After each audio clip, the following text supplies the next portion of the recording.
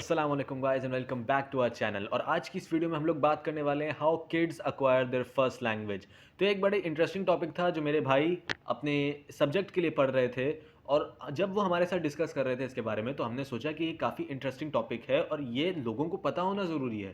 ना सिर्फ उन लोगों को जिनका ये टॉपिक है, बल्कि उन लोगों को भी जिनको इन चीज़ों को जानने के बारे में इंटरेस्ट पैदा होता है। जैसे कि कभी आप लोगों ने तो सोचा होगा कि बच्चा पहले लफ्ज़ अपने मामा या बाबा क्यों बोलता है, और इस तरह की बहुत डिफरेंट चीज़ें कि बच्चा अपनी लैंग्वेज बोलता कैसे, माँ बाप को समझता कैसे, वो सब आज की वीडियो में हम लोग समझेंगे और वो हमें समझाएंगे मेरे भाई मारिज अहमद ताहिर। अस्सलाम वालेकुम भाई। अस्सलाम गाइस। अच्छा, मामला ये है कि जो बच्चे होते हैं वो अपनी फ़र्स्ट लैंग्वेज को एक्वायर कर रहे होते हैं। सही, वो लर्न नहीं करते हैं, वो एक्वायर करते हैं फ़र्स्ट लैंग्वेज को। अच्छा, वैसे लर्निंग और एक्वायरिंग में फ़र्क क्या है? देखो, जो लर्निंग प्रोसेस होता है ना, वो होता है कॉन्शियस। सही, हम लोग स्कूल जाते हैं लर्न करने के लिए या कोई डिफरेंट क्लासेस हम लोग लेते हैं, वहाँ पे हम लोग कॉन्शियसली जाके खुद ही डेलिबरेटली हम लैंग्वेज के या कोई भी चीज़ जो हम लर्न करते हैं स्किल, उसके रूल्स एंड रेगुलेशन सारे के सारे, उसकी ग्रामर, उसका स्ट्रक्चर, हम हर चीज़ को जो है स्टडी कर रहे होते हैं। जबकि जो एक्वायरिंग होती है फर्स्ट लैंग्वेज की मेनली, तो वो इस तरह से होती है, फर्स्ट लैंग्वेज या सेकंड लैंग्वेज हम लोग दोनों एक्वायर करते हैं। मेनली जो फर्स्ट लैंग्वेज है वो एक्वायर की जा रही होती है। तो वो इस तरह से होती है कि बच्चा जो है लैंग्वेज, उसकी पहले से कोई जो स्लॉट उसके पास जो था उसके अंदर स्पेस एम्प्टी थी।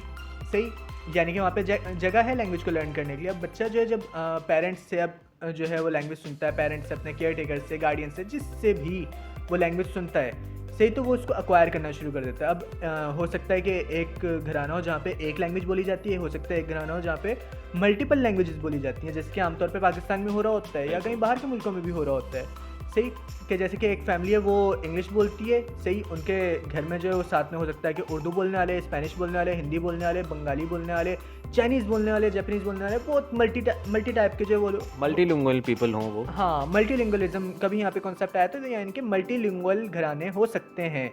अब बच्चा जब बड़े होते होते अपने, यानी कि 0 की एज से लेके अपने तकरीबन 10 ईयर्स तक का ये फासला होता है, टाइम स्पैन होता है। तो इसमें जब वो डिफरेंट लैंग्वेजेस को सुन रहा होता है ना, तो उनको वो एक्वायर करता है। सही, उसके अंदर वो कोई रूल्स और रेगुलेशंस को नहीं लर्न करता। आप लोग जानते हैं कि बच्चा जो अपनी फर्स्ट लैंग्वेज को जब सीखता है तो वो कोई रूल्स एंड रेगुलेशंस उसने नहीं पढ़े होते हैं, उसकी ग्रामर नहीं पढ़ी होती, कोई उसने उसका ना स्ट्रक्चर पढ़ा होता है, ना फॉर्म उसकी किसी भी किस्म की पढ़ी होती है। सही, तो ये होता है इस तरह से एक्वायरिंग एक अनकॉन्शियस प्रोसेस है और ये नेचुरल है, ऑटोमेटिक प्रोसेस है। जबकि जो लर्निंग है वो कॉन्शियस, अननेचुरल और साथ में जो है ये मैनुअल प्रोसेस है। सही, जिसको बाकायदा सीखना पड़ता है जिस लैंग्वेज को आपको, वो है लर्निंग। जैसे कि मैंने शुरुआत की अपनी उर्दू से, मैंने उर्दू पढ़ी, हम लोगों के घर में उर्दू पढ़ी, फिर स्कूल गए, स्कूल में जाके हमें इंग्लिश सिखाई, तो इंग्लिश हमने एक्वायर नहीं की, इंग्लिश हमने लर्न की है। फिर उसके बाद जैसे अगर मैं सेकेंडरी लैंग्वेज के तीसरी लैंग्वेज के तौर पे अगर मैं जर्मन सीख रहा हूँ तो वो भी मैं लर्न कर रहा हूँ, वो एक्वायर नहीं कर रहा। तो पहली लैंग्वेज जो बच्चा सीखता है वो उसकी एक्वायरिंग होती है, और उसके बाद जो वो सीखता रहता है कुछ सालों बाद अपने ब्रेन के डेवलपमेंट के बाद, वो होता है लर्निंग प्रोसीजर। हाँ, लर्निंग प्रोसीजर भी अच्छा, एक और भी चीज़ होती है कि सिर्फ लर्निंग जो है ना वो इस तरह से नहीं है। जो लर्निंग या एक्वायरिंग जो सेकंड लैंग्वेज है या थर्ड लैंग्वेज भी, तो अगर आप लोगों ने देखा होगा जो घरों में टीवीज़ आजकल होते हैं, टीवीज़ हैं आजकल, तो टैबलेट्स और लैपटॉप्स के ऊपर बच्चे जो है कार्टून डिफरेंट देख रहे होते हैं। कार्टून जैसे कि इंग्लिश में आ रहे होते हैं, चाइनीज़ में आते हैं, जापानीज़ में आते हैं, हिंदी, उर्दू, बहुत सारी डिफरेंट लैंग्वेजेस में आजकल जो है वो कार्टून नज़र आ रहे होते हैं हम लोगों को। सही, तो अब बच्चा जो है उसको भी अगर वो ऐसी लैंग्वेज है जो उसने पहले कभी भी नहीं सुनी हुई है, सही, उस लैंग्वेज के कार्टून को भी वो देखना शुरू कर देगा ना, आहिस्ते आहिस्ते करके उसको वो वाली लैंग्वेज भी आ जाएगी। जब वो घर में भी बात करेगा और अगर उसको डांटा नहीं जाता, रोका नहीं जाता, तो हो सकता है कि वो घर में भी जब वो बात कर रहा हो तो उस लैंग्वेज को जो है वो यूज़ करना शुरू कर दे। एक इसकी सिंपल से एग्जांपल है कि आजकल कोरियन ड्रामों का बहुत ज़्यादा, के ड्रामास का बहुत ज़्यादा जो है वो चल रहा है। के ड्रामास का भी और एनिमेस का भी, नॉन डब्ड, बिना सब टाइटल्स के साथ देखने वाले। हाँ, तो के ड्रामास और एनिमेज, अब लड़कियों को मेनली के ड्रामास का बहुत ज़्यादा शौक जो है वो है, यहाँ पाकिस्तान, इंडिया में भी हो रहा होता है, ठीक है, बाहर के मुल्कों में भी है। अब लड़कियाँ क्या करती हैं कि के ड्रामास के अंदर जितने भी कोरियन अल्फाज होते हैं, कई उनकी डिशेज़ होती हैं, तो उनको उन्होंने बोलना शुरू कर दिया हुआ होता है। सही, उनसे जब बात कर रहे होंगे या वो अपने फ्रेंड्स के साथ भी बैठी हुई होंगी ना, तो वो कोरियन वर्ड्स वगैरह जो है वो फ्रेंड को जो है चिंगू बोला जाता है कोरियन में, इसके अलावा बहुत सारे और वर्ड्स होते हैं। सही, तो वो इस तरह से करके जो है वो यूज़ कर रही होती हैं। सेम जो अगर एनिमे देखने वाले लोग हैं वो भी यही कर रहे होते हैं। सही, कि अगर उन्होंने जो है वो जापानीज़ सब यानी कि जापानीज़ में मेन एनिमे और वो सब टाइटल उसकी इंग्लिश जो वो पढ़ रहे हैं, तो उनको जापानीज़ कई सारे वर्ड जो वो पता चल जाएंगे कि यार इसको तो इंग्लिश में ये बोला जाता है। सही।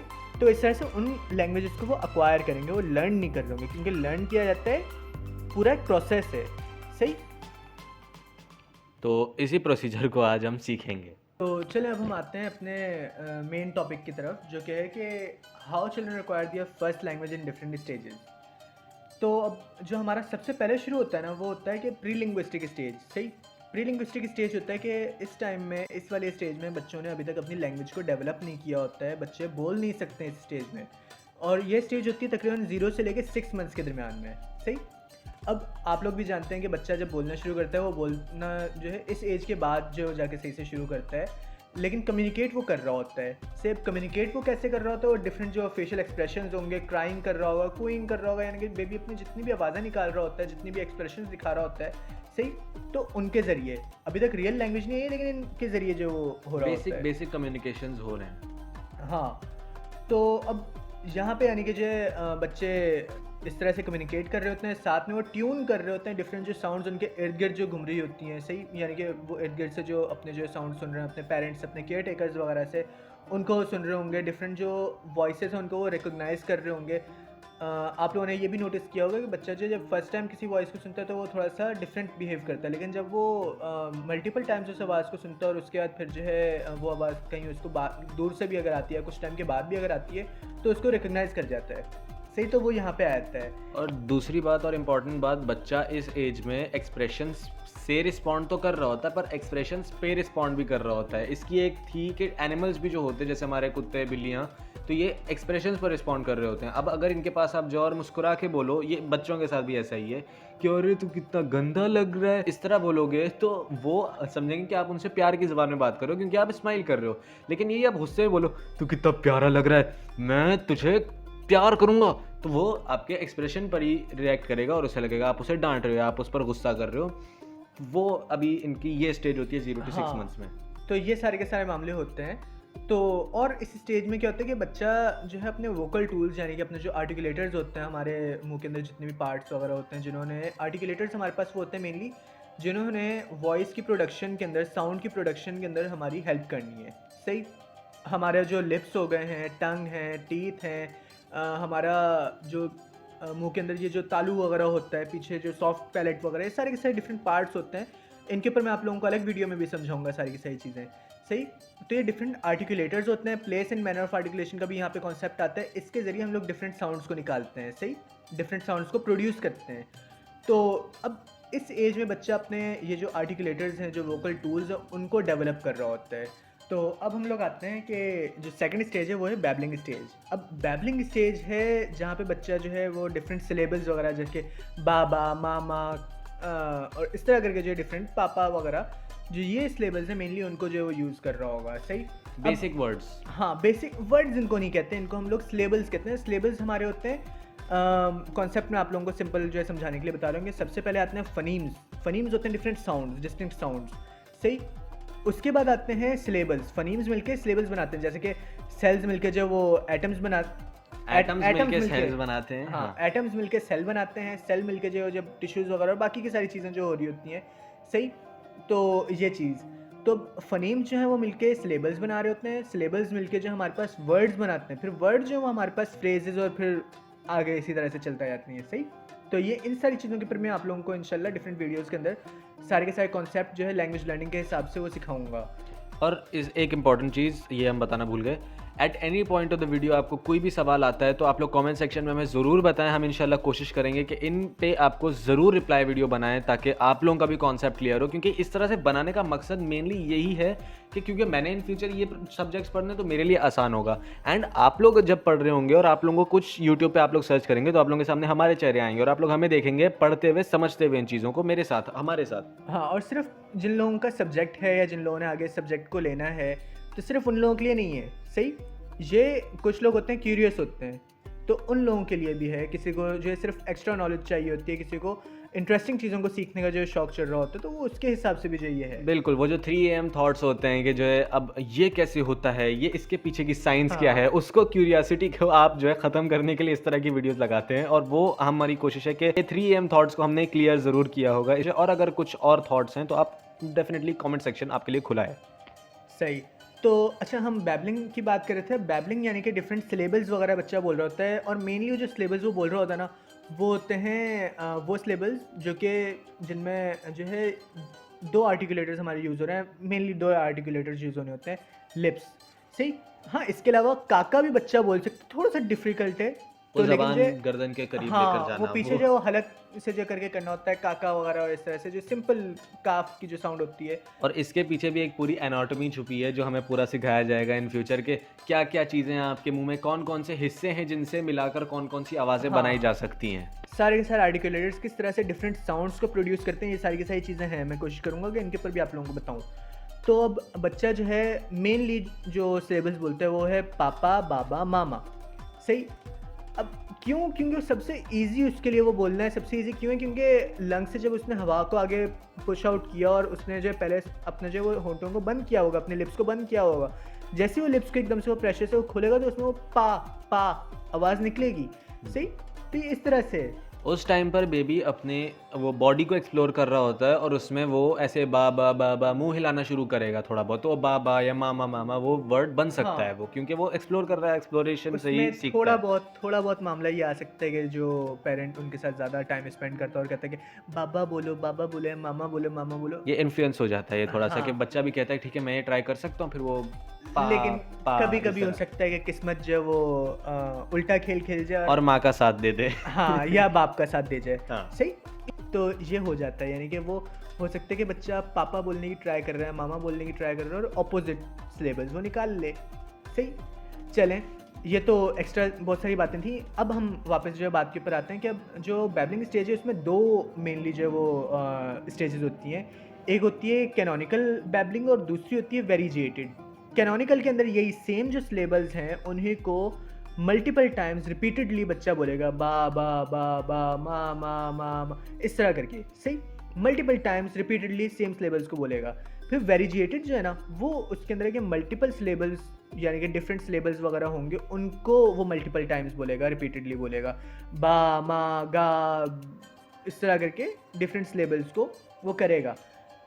अब और इसकी एक एग्जांपल हम ऐसे भी कर सकते हैं कि बच्चा सिर्फ बोल रहा है वो बा क्योंकि वो बोल सकता है तो वो बोल रहा है, लेकिन फनी थिंग ये है कि बाबा और मामा क्योंकि उसके रिश्तों के भी नाम है, उसके पाप फादर और मदर, बाबा मामा, तो वो माँ बाप इसलिए खुश हो जाते हैं कि वो ये बाबा बोल रहे हैं, मदर इसलिए खुश हो जाती है मामा बोल रहे हैं। इन रियलिटी उसे नहीं पता वो आपको बुला रहा है, वो किसको बुला रहा है, वो सिर्फ जो बोल सकता है वो बोल रहा है। हाँ, तो इसकी बहुत सारी डिफरेंट थ्योरीज हैं, हम लोग उन सारी चीज़ों को भी एक्सप्लोर करेंगे। तो चलें, अब बैबलिंग स्टेज के बाद मेनली हम लोग आ रहे होते हैं कि होलोफ्रेस्टिक स्टेज। अच्छा, अब जैसे मैंने बताया कि बैबलिंग स्टेज में जो आखिरी फेज़ आता है वेरिएटेड बैबलिंग। सही? उसमें डिफरेंट जब वो सिलेबल्स को यूज़ कर रहे हैं, अब डिफरेंट सिलेबल्स का मतलब है कि वो डिफरेंट वर्ड्स अब वो बोल सकता है। सही? अब हम आए आते हैं होलोफ्रेस्टिक स्टेज के ऊपर, जिसको हम कहते हैं कि one word stage. One word stage होगी कि बच्चा जो है वो समथिंग इसमें 12 से लेके 18 मंथ्स के दरमियान में जो ये स्टेज आती है। अच्छा, मैं पिछली स्टेज बताना भूल गया पिछले का, कि वो 4 या 6 मंथ से लेके 12 मंथ्स के दरमियान होती है। जो बैबलिंग स्टेज है वो 4 या 6 मंथ से लेके 12 मंथ्स तक की होती है। अब जो आई थी होलोफ्रेस्टिक वन वर्ड स्टेज, ये होती है 12 से लेके 18 मंथ्स तक। सही? अब इसमें बच्चा जो है वो वन वर्ड को यूज़ कर रहा होगा, इसमें उसके पास थोड़ी सी वोकेबलरी भी आ गई हुई होगी। सही? अब वो क्या करेगा, वो प्रोटो वर्ड्स हो सकता है कि ऐसे वर्ड जो कि वर्ड्स नहीं हैं। सही? जैसे कि पानी को वो हो सकता है मम बोल रहा हो। सही? वो कुछ भी डिफरेंट वर्ड्स वगैरह जो वो बोल सकते हैं, कई सारे तो बड़े एम्बेरसिंग भी होते हैं। सही? तो इस तरह से भी होता है मामला। अब वो वन वर्ड बोलेगा और उसको वो इसी तरह से डील करेगा कि वो वन वर्ड से जो है ना वो फुल सेंटेंस वर्थ ऑफ जो इन्फॉर्मेशन है वो देने की ट्राई करेगा। जैसे कि हो सकता है कि वो बोले कि बाबा, मामा। सही? अब इसका कुछ भी मतलब हो सकता है वो बोल रहा हो कि मेरे बाबा मम्मा कहाँ पे हैं, या मुझे बाबा मम्मा के पास जाना है, या कुछ कुछ भी मतलब हो सकता है। सही? कि कहाँ है, मुझे उनके पास जाना है, या इस तरह से। तो इस तरह से हो सकता है।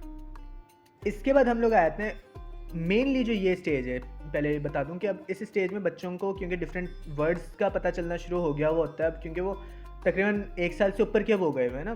तो अब इस स्टेज में बच्चे क्या करते हैं कि डिफरेंट वर्ड्स को मीनिंग्स असाइन करना शुरू कर देते हैं। जो हमारे पास वर्ड्स है ना वो असली नहीं है, यानी कि जो हमारे वर्ड्स और मीनिंग्स हमारे पास होते हैं, यानी कि हमने चेयर किसी चीज़ को हम बोल रहे हैं, ये सोफ़ा हम बैठे हुए हैं इसको, ठीक है, इसका हर लैंग्वेज में डिफरेंट वर्ड है।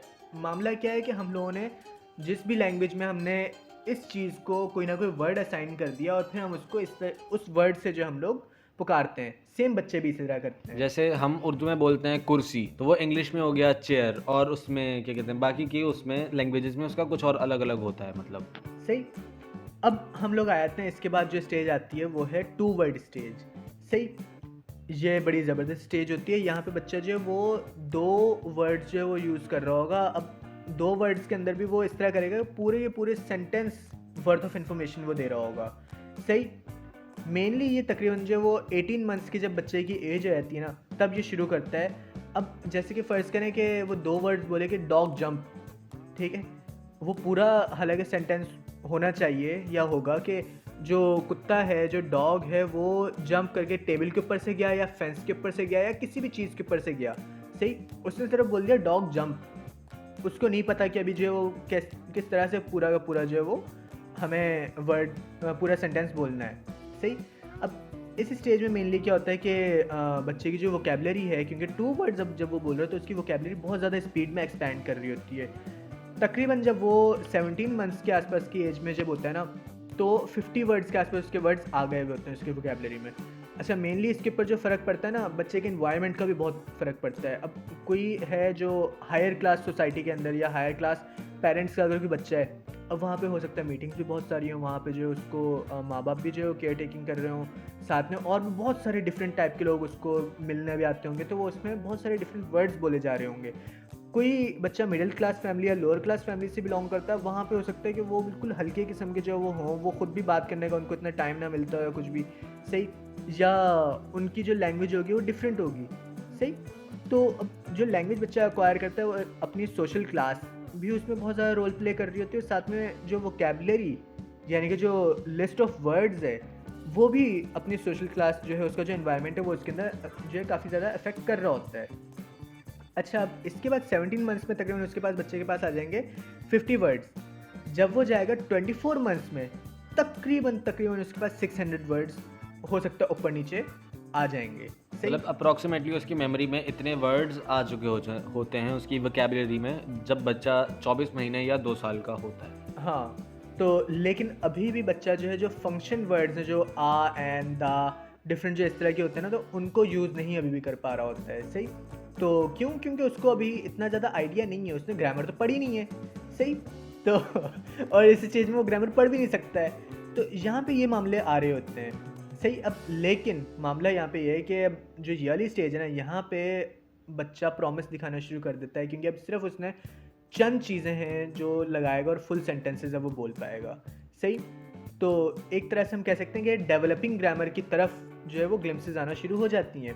इसके बाद हम लोग आते हैं जो अगली स्टेज है वो है अर्ली मल्टी वर्ड स्टेज, जिसको हम टेलीग्राफिक स्टेज भी कहते हैं। और ये टेलीग्राम्स के हिसाब से, यानी कि समझ लें कि जो बच्चा लैंग्वेज बोल रहा होता है ना वो टेलीग्राम जैसी हो रही होती है। सही। क्या रीज़न है उसकी वो हम बताते हैं कि जैसे जो है तकरीबन ये 24 से लेकर 30 मंथ्स, यानी कि बच्चा जब 2.5 साल का होगा तो तब तक का जो ये एज जो होती है 2 से लेकर 2.5 साल के दरमियान में। अब अर्ली मल्टीवर्ड स्टेज के अंदर क्या होता है कि बच्चा जो है वो टेलीग्राम टाइप के जो वर्ड्स बोल रहा होगा उसमें कुछ वर्ड्स जो हैं वो मिसिंग होंगे। सही। जैसे कि कह रहा होगा want veggies instead of I want veggies. सही। हो सकता है कि वो बोलेगा नो वांट वेजीज। सही। अब यानी कि पूरा वर्ड वो पूरा सेंटेंस नहीं बोल रहा होगा। हाँ, जैसे कि वांट वेजीज, अब इसमें पूरा मतलब क्या आ रहा होगा कि मुझे वेजिटेबल्स चाहिए। वैसे बच्चे बोलेगा नहीं, ये बच्चे मारेंगे इसके ऊपर। बच्चे बोलेंगे मुझे चॉकलेट चाहिए, मुझे केक ला कर हाँ। दो, ये क्या वेजिटेबल्स की बातें कर सही। रहे हो, घास तो फूस खाने वाला थोड़ी हूँ मैं। हाँ, तो बच्चे बोलेंगे नहीं नो वांट वेजीज। सही, कि मुझे वेजिटेबल नहीं खानी। अब ये चीज़ आ जाएगी यहाँ पे। और इस पार्ट से हमने बच्चे ऑफेंड ना हो इसलिए हमने पेरेंट्स को ऑफेंड कर दिया है। हाँ, तो अच्छा, इस वाली स्टेज के अंदर बच्चा जो है ना वो नो और नॉट को भी काफ़ी ज़्यादा यूज़ करेगा। सही क्यों? क्योंकि कॉम्प्लेक्स आइडियाज़ होते हैं कि मुझे ये चीज़ चाहिए या नहीं चाहिए, इस हिसाब से भी करके। तो उन कॉम्प्लेक्स आइडियाज़ को शेयर करने के लिए बच्चा डिफरेंट वर्ड्स को यूज़ करना शुरू कर देता है। सही। अच्छा, ये थी हमारे पास अर्ली मल्टीवर्ड स्टेज। इसके बाद आ जाती है लेटर मल्टीवर्ड स्टेज, जो कि 30 मंथ्स से बियॉन्ड जो आ जाती है। सही, यानी कि बच्चा जो 2.5 साल से ऊपर का जब आएगा और अब आगे जब कंटिन्यू होगा तो वो मल्टीवर्ड स्टेज आ जाएगी, जो कि लेटर फेज में है। तो अब उसमें क्या है कि बच्चे की जो वोकेबलरी है, जो बच्चे के सेंटेंसेस हैं, वो लॉन्गर होना शुरू हो जाएंगे, कॉम्प्लेक्स होना शुरू हो जाएंगे। उसमें फंक्शन वर्ड्स भी ऐड हो जाएंगे, जैसे कि आ, एंड, द वगैरह, ये सारे के सारे वर्ड्स भी ऐड होना शुरू हो जाएंगे। और साथ के साथ जो सबसे इम्पॉर्टेंट चीज़ है, यहाँ पे वो है कि उसको सेंस आ जाएगा टाइम का, क्वांटिटी का और रीजनिंग का। इससे पहले बच्चे के साथ आप रीजनिंग नहीं कर सकते, इससे पहले आप बच्चे को क्वांटिटी वगैरह सही तरीके से समझा नहीं सकते। सही। और ना ही इससे पहले आप बच्चे को किसी टाइम का बता सकते हो। सही, बच्चा समझेगा ही नहीं। लेकिन इस एज में आके, यानी कि तकरीबन जब वो 3 साल का तकरीबन हो जाएगा या इसके बाद, तो उसको जो इन चीज़ों का जो पता चलना शुरू होगा। सही। और अब उसमें जो हो सकता है कि वो बोले कि मुझे जो है कुछ खिलौने चाहिए, मुझे 2 खिलौने, इस तरह करके इस तरह करके बोलना शुरू कर दे। सही, क्वांटिटी यहाँ पे आ जाएगी। अब इसके बाद आ जाएगा कि जब बच्चे तकरीबन 5 साल के जब होंगे ना, तो वो बहुत ज़्यादा फ्लुएंट हो जाएंगे। जो लैंग्वेज अब वो बोल रहे हैं उसमें बहुत ज़्यादा फ्लुएंट हो जाएंगे। और जो प्री स्कूलर्स के साथ जिस तरह से जो वो हम लोग कम्युनिकेशंस कर सकते हैं, तो वो उस एज में आ जाएंगे कि वो बहुत सारी कम्युनिकेशन कर सकते हैं, बहुत सारे अपने आइडियाज़ को शेयर कर सकते हैं। अपना जो उन्होंने डे को जो स्पेंड अपना डे किया, जैसे कि कोई पेरेंट उनका जो वो आता है बाहर से अपनी जॉब के बाद, तो फिर वो बच्चा जो अपना डे उसने जो स्पेंड किया, वो बताएगा कि मैंने मम्मा के साथ ये किया, मैंने जो इस तरह से खिलौनों से खेला, मैंने ये किया था, ये हमसे जो ये शख्स मिलने आया था। सही, इस तरह की वो बातें करेंगे। तो ये मेनली हमारे पास आती है। यानी कि अब ये डिफरेंट हमारे पास स्टेजेस थे कि सबसे पहले बच्चे ने शुरू किया प्री लिंग्विस्टिक फेज से प्री लिंग्विस्टिक फेज के बाद बच्चा आएगा बैबलिंग स्टेज के अंदर। बैबलिंग के बाद आएगा होलोफ्रेस्टिक, जो कि 1 वर्ड स्टेज है। 1 वर्ड के बाद 2 वर्ड स्टेज आएगी। उसके बाद जो है वो मल्टीवर्ड स्टेज आएगी। उसमें भी पहले अर्ली मल्टीवर्ड स्टेज है और फिर लेटर मल्टीवर्ड स्टेज है, जो कि आगे कंटिन्यू करती है। तो इस तरह से इतना ज़बरदस्त प्रोसेस होता है। अब कई लोग सोचते हैं कि लैंग्वेज है वो तो अल्लाह ताला ने दी है, वो इसी तरह से जो वो आ जाएगी। यकीनन अल्लाह ताला ने बच्चे को जो लैंग्वेज दी है, लेकिन डायरेक्टली लैंग्वेज नहीं। हमारे अंदर लैंग्वेज अल्लाह ताला ने किसी भी बच्चे के अंदर उर्दू, पंजाबी, सिंधी या इंग्लिश या स्पेनिश, जापानीज़, चाइनीज़, XYZ कोई भी लैंग्वेज फिक्स करके नहीं भेजी है। सही। बच्चा जो है अपने इन्वायरमेंट से, कोई भी बच्चा फ़र्ज़ करें कि अगर यहाँ पाकिस्तान में पैदा हुआ है और उसको किसी भी रीज़न की वजह से किसी दूसरे मुल्क भेज देते हैं जहाँ पे उसको इन्वायरमेंट ऐसा मिलता है जो कि दूसरी लैंग्वेज वाला है। सही, वो दूसरी लैंग्वेज ही लर्न करेगा अगर घर में उसकी वो वाली लैंग्वेज नहीं बोली जाती। अगर बोली भी जाती है तो बच्चा उससे ज़्यादा स्ट्रॉन्ग उसकी जो लैंग्वेज होगी ना, वो दूसरी वाली होगी। अच्छा, यहाँ पे मेन बात आ जाती है कि अगर उसको उस तरह का माहौल मिल रहा होगा। अगर माहौल ही नहीं मिल रहा फिर तो बात ही अलग है। सही, इन्वायरमेंट बहुत ज़्यादा जो है रोल प्ले कर रहा होता है, ये बात है। लेकिन हम सिर्फ और सिर्फ इन्वायरमेंट को भी नहीं कह सकते। सही, बहुत सारी चीज़ें होती हैं। हमारे पेरेंट्स जो वो रोल प्ले कर रहे होते हैं, हमारा अपना दिमाग भी रोल प्ले कर रहा होता है लैंग्वेज लर्निंग के अंदर। तो ये सारी की सारी चीज़ें। तो इसी के साथ आज की वीडियो के लिए बस इतना ही। उम्मीद करता हूँ आप लोगों ने इस वीडियो से कुछ बेहतर सीखा होगा और आप लोगों को नई चीज़ें सीखने को मिली होंगी। अगेन कोई और क्वेश्चंस हों तो आप लोग कमेंट सेक्शन में पूछ सकते हैं। और अगर आप लोगों को ईजी लगे तो आप लोग इंस्टाग्राम पे भी फॉलो कर सकते हैं। अपने इंस्टाग्राम का भी लिंक मैंने डिस्क्रिप्शन में दे रखा है। और इसी के साथ अगर आप लोगों को वीडियो पसंद आई है तो लाइक करें, शेयर करें। अगर तो चैनल को सब्सक्राइब नहीं किया और आगे ऐसी और वीडियोज़ देखना चाहते हैं तो ज़रूर सब्सक्राइब भी कर दें। और इसी के साथ मेरा नाम है मिशराज अहमद ताहिर। मेरा नाम है मारिश अहमद ताहिर और आप लोग देख रहे हैं MIT विजन एंड परफेक्शन। और हम मिलेंगे आप लोगों से दोबारा फिर से अगली किसी वीडियो में। तब तक के लिए अपना ख्याल रखिएगा। अल्लाह हाफ़िज़। हाफ़िज़।